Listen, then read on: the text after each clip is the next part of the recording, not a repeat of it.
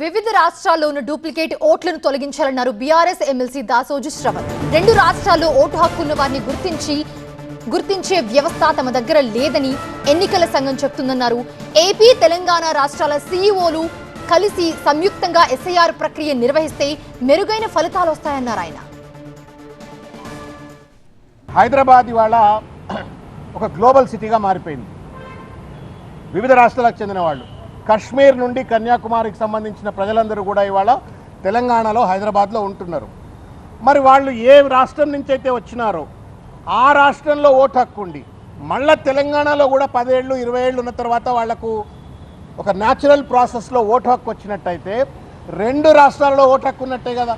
మరి ఎస్ఐఆర్ ప్రక్రియ డూప్లికేట్ ఓటర్లను, బోగస్ ఓటర్లను ఏరివేయాలా అని చెప్తున్నప్పుడు, ఏరివేస్తామని చెప్పినప్పుడు మరి 2 రాష్ట్రాల్లో ఓటు హక్కు ఉన్నటువంటి ఒక వ్యక్తికి సంబంధించిన ఓటుని ఎట్లా గుర్తించాలంటే మా దగ్గర మెకానిజం లేదు అని వాళ్ళ స్పష్టంగా ఎన్నికల కమిషన్ చెప్తా ఉన్నారు. దట్ మీన్స్ ఏదైతే పర్పస్ కోసం ఎస్ఐఆర్ను ప్రవేశపెడతా ఉన్నారో ఆ పర్పస్ ఫుల్ఫిల్ కావట్లేదు. కోఆర్డినేటెడ్ ఎఫర్ట్ అని అడుగుతా ఉన్నాం మేము. దయచేసి గుర్తుపెట్టుకోవాలా.